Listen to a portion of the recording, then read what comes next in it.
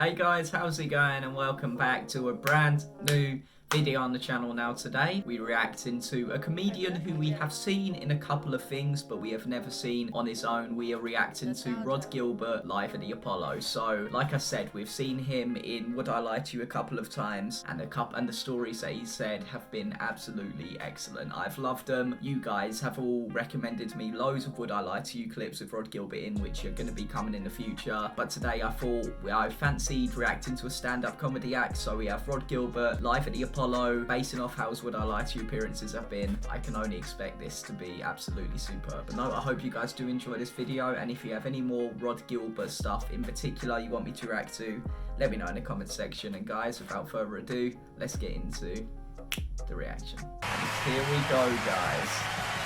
Here he is, coming through the smoke. Good to see you, Rhod.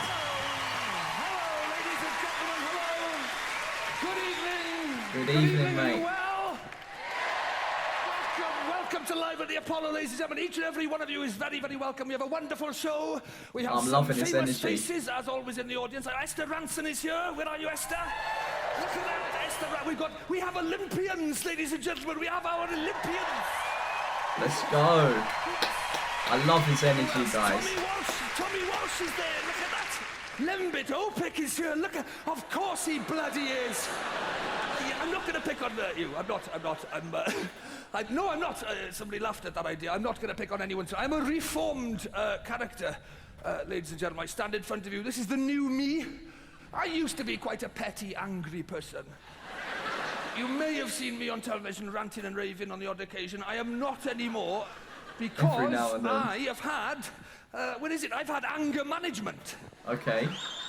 I've had anger management, and this, ladies and gentlemen, is the actual anger management diary that I had from when I was doing my anger management sessions. And I'm not going to embarrass anyone. I'm not going to ask anyone if you've had anger management or if you've ever seen an anger management diary. Basically what it is every time you get angry, you write it down in this diary. Okay. It's a sort of bit like a normal diary, except every day somebody gets twatted, right? I can guarantee you somebody gets the shit kicked out of them every day of my diary. It's a sort of cross between Bridget Jones's diary and Mel Gibson's, if you can imagine. Such a thing, right? And I'm gonna take you through some of the entries in my diary, because this, basically, the way it works is you go for, I went every 2 weeks, right? And then, in the interim, you leave the meeting, and then they give you an anger management diary, and you have to write down every single time you get angry, who you got angry with, who said what to whom, how you could have avoided it, what you've learned from the whole experience. I will level with you. Filling this out pisses you off more than anything else that happens. Okay, it does, yeah. Because it's tedious. Every time you get angry, you've got to write it down. And partly as well, there's stupid questions on this diary, right? And I know in every area of life, every form we ever fill in, there are stupid questions. But bear in mind the context. You're angry when you pick this up. By definition, you are pissed off when you reach for this diary. And then you come to questions like this, right? Look at this shit. Every incident, I had to fill this out. On a scale of 1 to 10, where 1 is not at all angry, and 10 is feelings of very strong anger or rage, how angry would you say you were at the start of this particular incident? I've put, what's the point of having a scale where 1 is not at all angry on a pissing anger management diary? When are you going to get so wound up you think, this is going straight in the diary? Give me that bloody diary. Right, 1, not at all angry.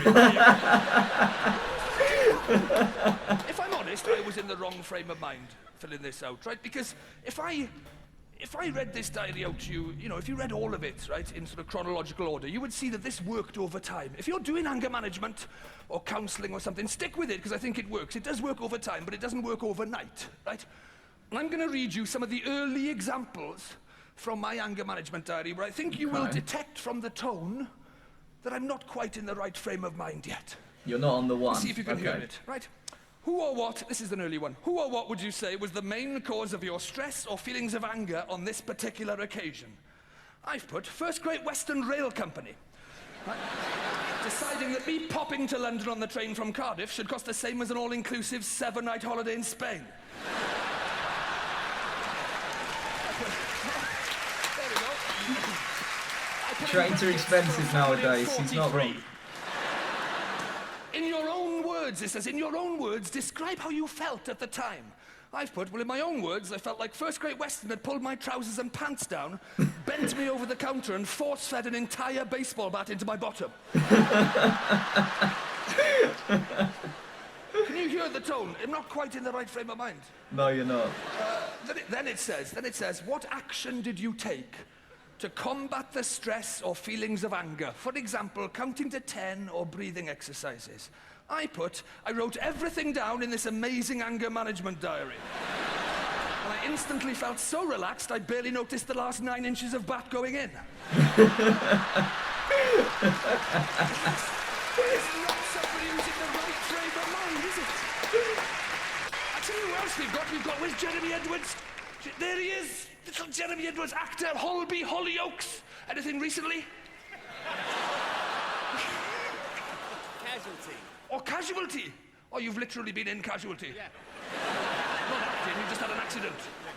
How have you damaged your wrist so violently? I got... punching a comedian. No, I got... You're punching a comedian. Very nice. Very nice. He needs a diary. I was reading about you. I don't know if this is true because I Wikipedia jobbed it. Didn't you used to work in the canteen in Reading railway station? Yes, I did, yeah. Really? What were you doing? Washing pots, big pots. Washing pots? Yeah. I bet they didn't call it that though, did they? They never do on the trains. They never call a spade a spade. They're full of shit on the trains. I imagine you were a fairy liquid consultant or something. Were you? A soap sud distributor or a crockery hygiene specialist. This is my current favourite on the trains, is when they go, ladies and gentlemen, the buffet car is now open, serving a selection of hot and cold snacks, teas, coffees, biscuits, crisps. And then I'm thinking, please say it. And then they go, on board today, we have our travelling chef. Piss off. Travelling chef now, is he? That's awesome. That's the biggest piece of travelling. Old Toasty Jeff. Fair play. Toasty Jeff is now a travelling chef. Have a look in his kitchen. Right, because you're thinking, he's not a travel. Look at his kitchen. Because normally you don't get access to the world's top chef's kitchens. You can on the trains. Just stick your head on the counter like that. You can see straight in. Consists entirely of a microwave and a pair of tongs. That's all he's got in there. He's not a travelling chef. I've got a plastic spoon and a tracker bar in my coat pocket. I'm not Marco Pierre White, right? Who's that with the sandwich trolley, darling? I think it's Heston Blumenthal. If it's Heston, I'll have a Twix. Maybe it's just me. Maybe you do get a Michelin star for turning round and passing somebody a Kit Kat. I don't know.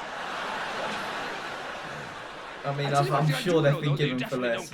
You definitely do not get. The very best chefs in the world, they definitely don't have to close their restaurant to do a stock take.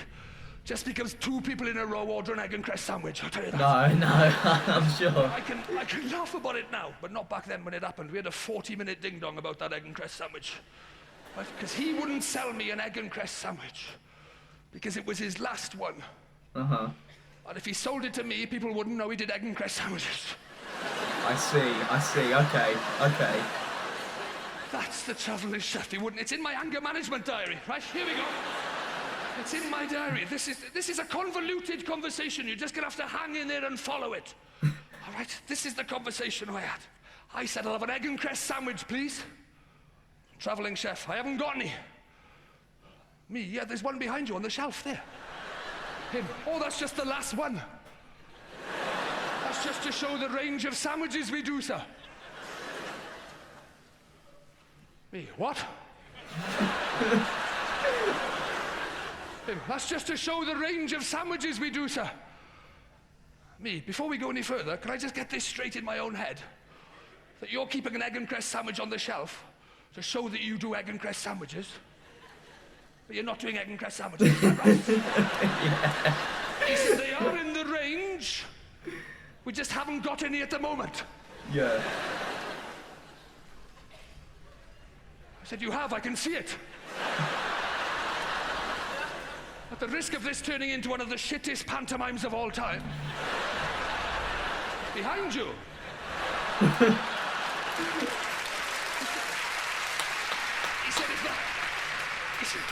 He said, if that one goes, people won't know we do egg and cress sandwiches.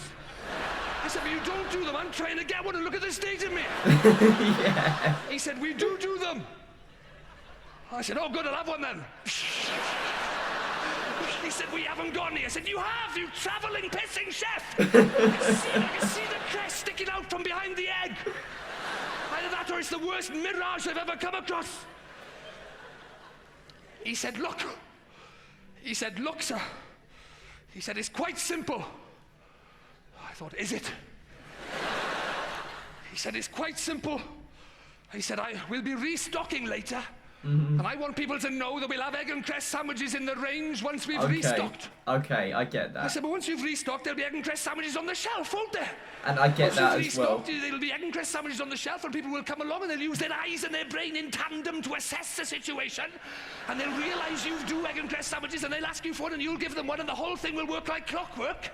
Well, because at the moment, this system you're operating is fundamentally flawed, because you're only helping one group of people, as far as I can see, and they are egg and cress sandwich spotters. People who don't even want an egg and cress sandwich at the moment, they've just come to the buffet to investigate whether you'll have any egg and cress sandwiches at some random point in the future. Only by the time they come back, you could be down to your last one again, and you'll have to go through all this shit with somebody else, only they're going to be even more annoyed than I am, because they'll be in the uniquely frustrating position of having gone to the trouble of verifying the future availability of egg and cress sandwiches earlier on, won't they? Yes, yeah. I'm just going to pause it there. Because at the start I was sort of thinking to myself that I do get a bit what the travelling chef means, but now Rod's gone through it, I completely get what Rhod means now. It makes no sense why he's doing this, and this would anger me as well if I really wanted something, but no. I love his energy, I love his audience engagement, and I love just, he's going a bit quick right now and I'm very tired, and he's just zooming through stuff and I'm just trying to keep up with it, but no, he is incredible, just as I thought he would be, and yeah, we've got a couple minutes left on this, so let's see how it goes, guys. What are you talking about? I said, please, travelling chef. Please understand. Please, if that egg and cress sandwich isn't for sale, please just take it down. Either sell it or take it down, but don't leave it up there, but please. Him. Why? Me, because you don't seem to understand that not being able to have an egg and cress sandwich is far more irritating when you can see one right in front of you than when you can't. Him. Why? Me. Because, and I really believe this, people are far more ready to accept that you haven't got something if they can't see it. Yes, the one is right there, yeah. For example, it hasn't crossed my mind that you're doing a hog roast this afternoon. At no point have I wondered which of these lobster I'd like from the tank. Yeah. What lobster? Me, exactly. Do you see how it works with the eyes and the brain? And... He said, I can do you prawn. If you like lobster, I can do you prawn. 20 minutes later, I had prawn. And I almost had a full nervous breakdown. When he passed me that prawn sandwich, he said, huh, that's my last one of those as well.